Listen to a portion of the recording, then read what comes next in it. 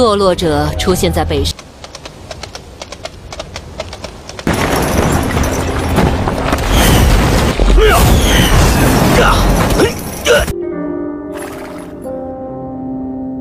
Salam jumpa untuk Sobat Channel Semakin Asyik.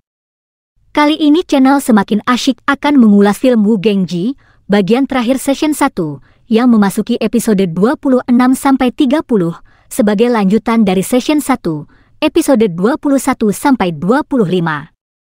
Sebelum ulasan film dimulai, mari sediakan makanan dan minuman, agar acara tonton Anda semakin asyik. Sekedar mengingatkan kita semua, akhir dari video sebelumnya menceritakan bahwa kekuatan pelatihan Ki milik Ji Qiao berhasil dikalahkan oleh kekuatan rune milik Ah Gou, menjadikan Ji Qiao terlempar mundur jauh terhempas ke tiang utama di arena pertarungan itu. Oke, ulasan film Wu Gengji, Session 1, episode 26-30 pun dimulai.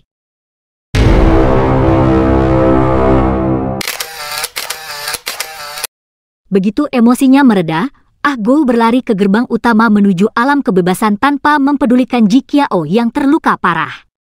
Setiba di luar gerbang tambang utara, Ah Gou terkejut ketika ada suara bertanya, "Apakah engkau adalah Wu Gengji?" Kemudian meminta agar mengikutinya sesuai perintah dari Fusi, kakek Ah Gou. Suara itu berasal dari seorang gadis cantik bernama Ahlan. Setelah mendapat penjelasan dari Ahlan, mereka berdua meninggalkan tempat itu sambil duduk di kuda yang sama, karena Ah Gou tak tahu cara mengendarai kuda. Nah, Sobat Channel Semakin Asyik, mulai saat ini, kita tidak lagi menyebut jagoan kita dengan panggilan Ah Gou, melainkan akan menyebut dengan panggilan Wu Gengji. Sementara itu di dalam gua tambang utara, serangan sambaran petir dari Fusi beradu melawan kekuatan belalang beracun dari Dewa Gui Mu. Saling serang antara keduanya menjadikan keadaan sekitar menjadi berantakan. Namun, karena Fusi pernah menjabat Dewa Pendeta Peramal tertinggi di alam dewa, membuat serangan Dewa Gui Mu dapat dibaca dan dipatahkan pergerakannya. Hal ini membuat Dewa Gui Mu kelelahan dan putus asa. Lalu Dewa Gui Mu menyuruh Lord Li Jing agar segera membantunya untuk mengalahkan Fusi dengan janji akan mendapatkan hadiah istimewa. Serentak Dewa Gui Mu dan Lord Li Jing menyerang Fusi. Serangan mereka berdua merupakan satu hal yang sangat ditunggu-tunggu oleh Fusi. Mengapa demikian? Karena bila menyerang bersama, pasti Dewa Gui Mu berpikir akan mudah mengalahkan Fusi, padahal hal itu tidaklah mungkin terjadi, disebabkan Lord Li Jing tidak akan serius bertarung mengingat anaknya belum ditemukan, dan dia juga membenci dewa. Dengan dua alasan itulah, Fusi telah merencanakan sesuatu kepada Lord Li Jing. Sedangkan Dewa Gui Mu akan mudah dikalahkan akibat kelelahan. Benar saja apa yang ditunggu Fusi, terlihat gempuran Lord Li Jing hanyalah akting belaka, sedangkan terjangan Dewa Gui Mu sudah tak segarang tadi, sehingga Fusi dapat menangkap tubuh Dewa Gui Mu dan dibanting ke tanah. Melihat Dewa Gui Mu sudah kalah, Fusi melaksanakan rencananya terhadap Lord Li Jing. Fusi berpura-pura untuk melarikan diri guna memancing Lord Li Jing mengejarnya. Sambil menunggu kedatangan Lord Li Jing, Fusi telah berdiri di samping menara utama dalam tambang itu. Kembali perkiraan kedua dari Fusi, mulai terbukti kalau Lord Li Jing tak mau membunuhnya. Lewat pesan telepati, Lord Li Jing menyuruh Fusi supaya segera pergi dari sana. Setelah pesan telepati diterimanya, kemudian Fusi mulai melompati tingkat demi tingkat ke atas menara menuju alam bebas. Agar terlihat oleh Dewa Gui Mu, kalau dirinya serius menyerang Fusi, maka Lord Li Jing mengeluarkan serangan 1000 rantai besi miliknya dengan kekuatan penuh. Padahal tujuan serangan itu bukan untuk melukai Fusi, melainkan sengaja mengarahkan 1000 rantai besi ke tiang menara utama, dengan tujuan untuk merobohkan menara tersebut. Akhirnya menara utama roboh, kemudian hancur berantakan menimbulkan ledakan dahsyat dalam tambang, dan Fusi bebas keluar dari tambang utara, lalu pergi menyusul Wu Gengji dan Ahlan di tempat yang telah ditentukan. Melihat hancurnya tambang utara serta kepergian Fusi, membuat Dewa Gui Mu dan Lord Li Jing hanya bisa menahan marah yang sangat dalam. Di tempat lain, terlihat 3 orang hebat dalam satu ruangan tertutup, yaitu Shin Yukui, merupakan pendeta tertinggi dunia dewa. Dia adalah kakak dari Shin Yuhu, serta anak tertua dari Fuzi. Shin Yukui menjadi pendeta tertinggi alam dewa menggantikan ayahnya, yakni Fuzi, ketika Fuzi kalah melawan Raja Dewa yang akhirnya diusir dari alam dewa. Yang kedua adalah Shixing, merupakan salah satu dari 6 dewa utama dan juga Shixing adalah anak Raja Dewa. Yang ketiga adalah Ziyu, manusia yang bergelar pendekar pedang terhebat yang dalam keadaan dirantai kedua tangannya. Ziyu dibawa oleh Shixing setelah kalah dari Raja Dewa. Dalam pembicaraan itu, Shin Yukui telah menugaskan semua 6 dewa utama, termasuk Shixing, supaya turun tangan untuk menangkap seseorang. Shixing menolak perintah Shin Yukui dan meminta tugas itu diserahkan saja kepada dewa utama lainnya, karena besok adalah malam pengorbanan darah, malam yang ditunggu-tunggu oleh Shixing. Walau dirinya menolak tugas itu, tetapi dia penasaran dan bertanya, siapa yang harus ditangkap, sehingga ke-6 dewa utama harus turun tangan. Dengan lembut Shin Yukui menyebutkan Fuzi yang akan ditangkap. Terlihat senyum tipis penuh misteri di wajah Shixing saat nama Fuzi disebutkan. Di tempat lain di alam kebebasan, Jiangxiang, Ahsi, dan Bai Chai telah mendapatkan rumah untuk mereka tinggal. Di rumah itu pula mereka bertiga merawat Dewa Zuiri secara bergantian. Tatkala ingin menghirup udara segar di luar rumah, Bai Chai sangat terkejut melihat Sui Fengqiu dan Xiwang Yanshen, penolong mereka ketika akan ditangkap Dewa Zuiri telah berdiri di depan rumahnya. Kepada Bai Chai, Xiwang Yanshen bertanya apakah dia melihat Dewa Zuiri. Belum sempat Bai Chai menjawab karena gugup, muncullah Jiangxiang dan Ahsi bersiap menyerang kedua tamu tak diundang ini. Menyadari kedua tamu itu adalah penolong mereka, maka kedua teman Bai Chai berubah sikapnya menjadi lemah lembut. Kepada mereka bertiga ditanyakan, apakah melihat Dewa Zuiri? Melihat kegugupan Bai Chai, Jiangxiang menjawab bahwa mereka tak lagi melihat Dewa Zuiri setelah ditolong 2 orang tamu tersebut. Sui Fengqiu menyadari ada yang disembunyikan oleh mereka bertiga, lalu memberi tanda kepada Xiwang Yanshen untuk memeriksa ke dalam rumah. Semakin bertambah ketakutan mereka saat Xiwang Yanshen berjalan menuju pintu rumah. Untung saja, ketika pintu rumah terbuka, Dewa Zuiri telah bersembunyi entah kemana. Tidak menemukan apa yang dicari, maka Sui Fengqiu mengajak Xiwang Yanshen kembali ke markas atas perintah jenderal mereka. Jiangxiang, Ahsi, dan Bai Chai bernapas lega setelah kedua tamu tak diundang pergi meninggalkan tempat itu. Dan malam itu pula merupakan malam terakhir bagi mereka merawat Dewa Zuiri karena mereka akan ditinggalkan Dewa Zuiri secara diam-diam, walaupun kesehatannya belum sepenuhnya sembuh. Sedangkan di tengah hutan, Fuzi telah berkumpul dengan Wu Gengji dan Ahlan. Wu Gengji sedang diceramahi oleh Fuzi bahwa Wu Gengji sudah menjadi orang nomor 1 dalam daftar pencarian orang oleh para dewa. Sehingga kemanapun dia pergi, akan ditangkap oleh dewa. Selanjutnya, Fuzi memberikan pilihan kepada Wu Gengji, apakah akan kembali ke dunia manusia ataukah bergabung bersama suku Pertapa. Sobat channel Semakin Asyik, yang dimaksud suku Pertapa adalah sekumpulan dewa yang diusir atau melarikan diri dari alam dewa, disebabkan mereka tidak mau menuruti perintah dewa yang seringkali bertentangan dengan nurani mereka, dan tinggal di suatu tempat yang sangat rahasia. Bukan hanya dirinya yang akan dibunuh, bahkan teman-temannya akan dibunuh jika Wu Gengji kembali ke alam manusia. Selagi menceramahi Wu Gengji, api dalam baskom dewa milik Ahlan perlahan-lahan menjadi padam. Hal ini menandakan ada bahaya mendekat. Setelah mendapat tanda dari Ahlan, Fuzi meminta kepastian bergabung tidaknya Wu Gengji dengan suku Pertapa. Secara tegas Wu Gengji menyatakan akan bergabung dengan Fuzi dan suku Pertapa. Namun pada saat itu, tiba-tiba berhempas angin kencang, sehingga pohon-pohon bergoyang dengan hebat disusul alam menjadi gelap, gemuruh kilat menyambar di mana-mana. Belum sempat mereka pergi dari situ, mendadak gumpalan cahaya putih meluncur sangat cepat dari angkasa menuju tempat Fuzi berdiri. Sadar kalau itu adalah serangan untuknya, seketika Fusi membalas serangan tersebut, sehingga dua kekuatan dahsyat beradu dengan hebat. Setelah itu Dewa Zuiri atau Dewa Pengendali Petir muncul di depan mereka. Wu Gengji terkejut melihatnya, lalu teringat kalau dewa itu pernah bertarung dengan ayahnya. Dewa Zuiri merasa heran mengapa ada manusia di situ serta manusia ini memiliki kekuatan ilahi yang sangat dahsyat. Kepada Fusi, Dewa Zuiri memberi salam dan hormat serta meminta izin untuk membunuh Fusi atas perintah pendeta peramal.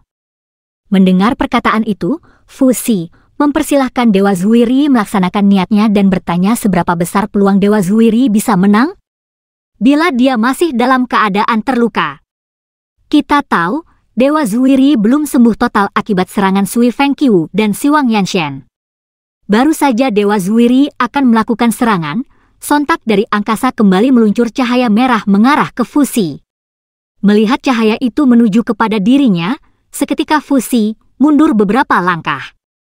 Benar saja, cahaya merah itu mendarat di tempat tadi Fusi berdiri. Ternyata cahaya merah itu adalah Dewa Kui atau Dewa Api. Pendaratan Dewa Kui menyebabkan tanah pijakannya hancur beterbangan. Untuk kedua kalinya, Wu Gengji kembali dibuat kaget atas kemunculan Dewa Kui. Teringat olehnya akan kehebatan Dewa Kui sebagai salah satu dewa yang bertarung melawan ayahnya, Wu Gengji khawatir kakeknya akan kesulitan melawan kedua dewa utama itu. Fusi menyuruh agar Wu Gengji segera pergi dari sana. Tanpa basa-basi, Fusi langsung mengeluarkan serangan petir sedangkan Dewa Kui mengeluarkan serangan api pembakar. Dua serangan kekuatan dahsyat saling beradu. Inilah bila dua kekuatan dewa harus saling berhadapan. Untuk bertarung saja, mereka tidak berpijak di tanah, melainkan bertempur di angkasa. Serangan demi serangan dilancarkan untuk menjatuhkan lawan, namun sangat terlihat jelas kalau Dewa Kui tidak dapat menyentuh Fusi. Berkali-kali Dewa Kui terkena pukulan bahkan harus terlempar ke tanah akibat hantaman kekuatan Fusi. Melihat temannya kewalahan, Dewa Zuiri ikut masuk arena pertempuran dengan melakukan serangan mendadak dari belakang. Karena Fusi pernah menjadi pendeta tertinggi di alam dewa, pastilah memiliki kekuatan ramalan ilahi yang bisa membaca semua pergerakan lawan, sehingga serangan Dewa Zuiri pun tak dapat mengenai Fusi. Diserang secara bersamaan oleh kedua dewa itu, tak membuat Fusi kewalahan, bahkan kedua dewa ini jadi bulan-bulanan pukulan Fusi. Ahlan pun tak mau berdiam diri melihat Fusi bertarung sendiri melawan dua dewa, maka Ahlan mulai mengeluarkan kekuatan kamuflase sejuta kupu-kupu, lalu menyerang Dewa Kui. Serangan ini menjadikan Dewa Kui kewalahan. Tak mau kalah dari mantan dewa, maka Dewa Kui mengeluarkan suara raungan untuk menghalau kekuatan Ahlan. Begitu buyar kekuatan kamuflase sejuta kupu-kupu milik Ahlan.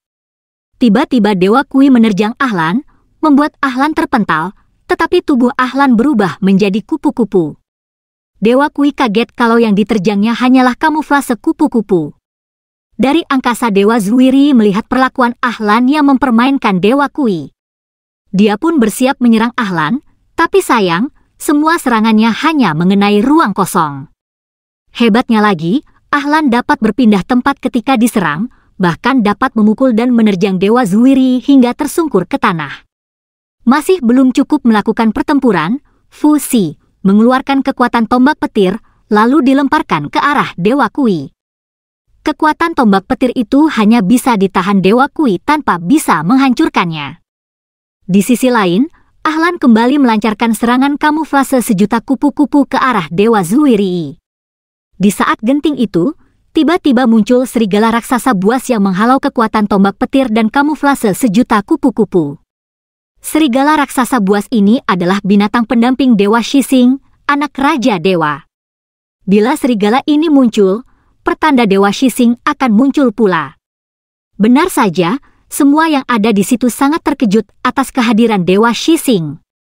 Sobat channel Semakin Asyik, perlu diketahui kalau Dewa Shixing adalah salah satu dari 6 dewa utama yang kekuatan dewa ini berada satu tingkat di bawah Dewa Kui.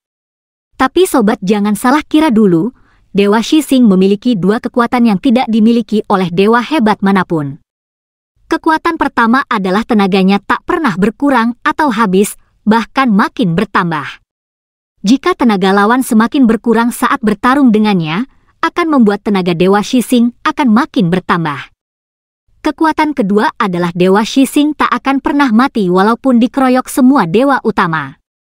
Karena memiliki dua kekuatan dahsyat itulah, menyebabkan Dewa Shixing menjadi doyan bertarung, bahkan akan lebih senang lagi bila lawannya adalah lawan yang tangguh. Makanya, Dewa Shixing tersenyum penuh misteri bahagia sewaktu mengetahui dari Dewa Pendeta Peramal, kalau yang akan ditangkap adalah Fu Xi, yang memiliki kekuatan jauh di atas kekuatannya sendiri. Mengapa dewa ini tidak bisa mati? Penjelasan dua kekuatannya akan terungkap dalam ulasan session kedua. Sambil mengeluarkan senyuman sadisnya, Dewa Shixing mendekati kelompok Fu Xi. Menyadari adanya dua kekuatan dahsyat yang dimiliki anak raja dewa ini, Fu Xi menyuruh Wu Gengji dan Ahlan untuk berhati-hati. Dengan sedikit canda tawa, Dewa Shixing berbicara kepada Fu Xi. Namun tak digubris Fu Xi, bahkan menyuruh Dewa Shixing segera memulai pertarungan. Selanjutnya Dewa Shixing mulai menyerang Fu Xi, diikuti sejumlah serigala raksasa buas. Serangan pertama Dewa Shixing mengalami kegagalan karena kawanan serigala buas dihalau Ahlan menggunakan kekuatan kamuflase sejuta kupu-kupu. Melihat Ahlan telah menghalau serigalanya, Dewa Shixing berkata kepada Ahlan, "Berani sekali engkau menyerangku." Dengan santai Ahlan menjawab, "Bukankah kau yang lebih dulu menyerang kami?" Sambil tertawa, Dewa Shixing kembali mengeluarkan kekuatan 1000 bayangan serigala buas, kemudian secara mendadak menerjang ke arah Ahlan, mengakibatkan kekuatan kamuflase sejuta kupu-kupu hancur berantakan.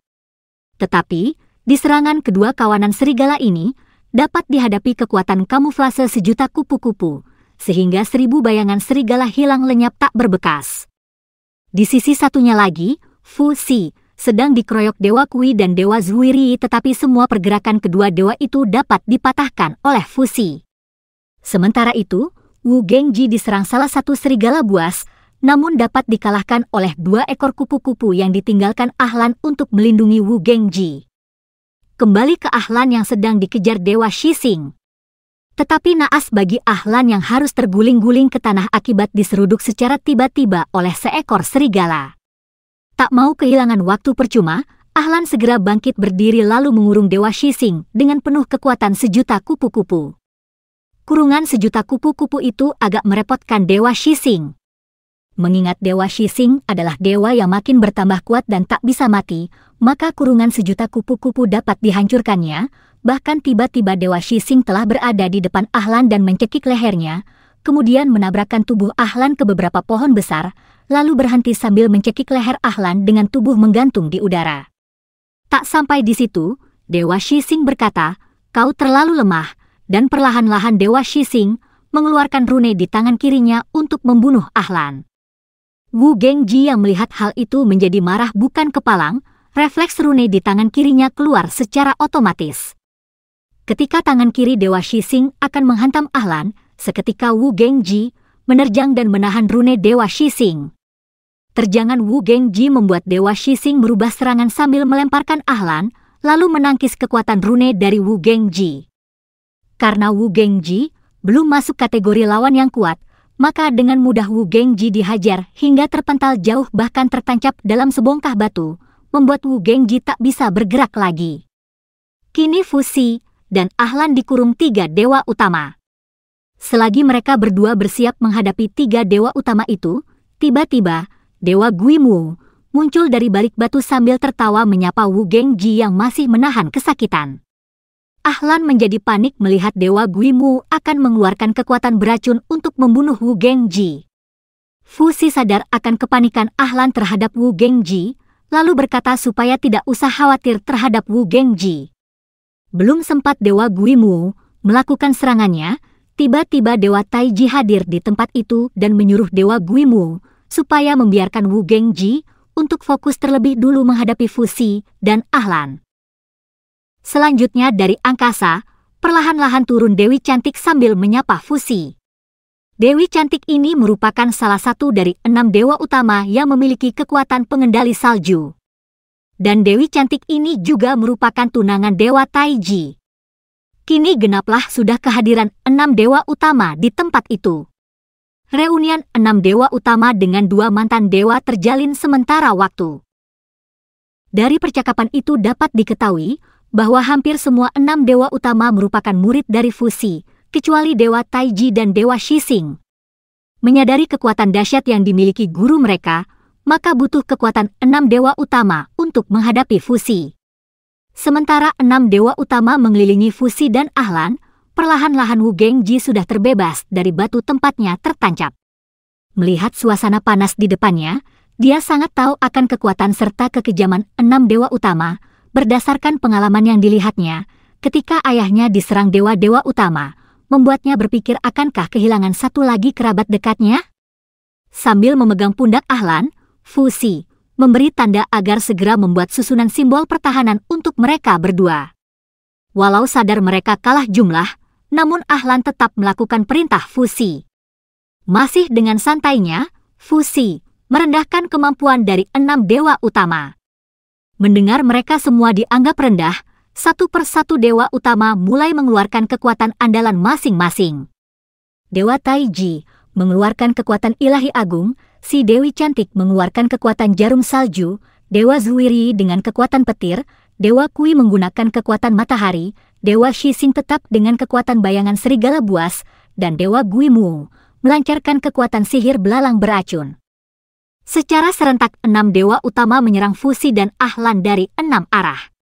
Tak tinggal diam, Fuzi mengeluarkan kekuatan super dahsyat, yaitu kekuatan langit yang terbakar. Benturan 6 kekuatan dengan satu kekuatan super dahsyat mengakibatkan keadaan di sekitar medan pertempuran jadi hancur berantakan disertai hilangnya susunan simbol pertahanan milik Ahlan. Saat yang bersamaan, tiba-tiba alam menjadi gelap berkabut, disertai hilangnya Fuzi, Ahlan dan Wu Gengji. Dewa Taiji dan kelima temannya keheranan bagaimana mereka dapat hilang dalam sekejap. Dalam keheningan tersebut, Dewa Kui berkata, ketiga buruan mereka pasti belum jauh dari situ, lalu mengusulkan untuk melakukan pengejaran. Sepakat dengan usul tersebut, ke-6 dewa utama itu langsung berpencar melakukan pengejaran. Di tempat lain, terlihat Fuzi, Ahlan dan Wu Gengji telah berada di atas kendaraan berupa hewan purba, dan ditemani lelaki gendut berkepala botak sambil memegang kendi berisi tuak. Ternyata lelaki gendut inilah yang menyelamatkan mereka bertiga, menggunakan kekuatan kabut tipuan. Lelaki ini bernama Yun Zongzi, juga pernah menjadi dewa.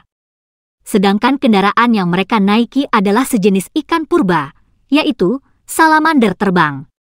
Hewan purba itu bertangan 8, dapat bergerak cepat seperti angin, tanpa merusak apapun yang diinjaknya. Saat mereka sedang bercakap-cakap, sontak Wu Gengji teringat akan Lineza, yang masih terikat di pohon besar. Setelah mendapat izin dari Fuzi, mereka pergi menuju ke tempat Lineza berada, kemudian membebaskan anak itu agar bisa bertemu dengan ayahnya, yaitu Lord Li Jing. Sebelum berpisah, Wu Gengji mengingatkan agar Lineza harus menjadi anak yang baik. Selanjutnya Fuzi, Wu Gengji, Ahlan beserta Yun Zongzi melanjutkan perjalanan menuju desa suku Pertapa. Sobat channel semakin asyik, dengan bebasnya mereka bertiga dari kepungan 6 dewa utama dan dibebaskan pula Lineza oleh Wu Gengji, maka ulasan animasi film Wu Gengji, Session 1, episode 1-30 telah tamat dan akan dilanjutkan ke Session 2 di konten berikutnya. Terima kasih.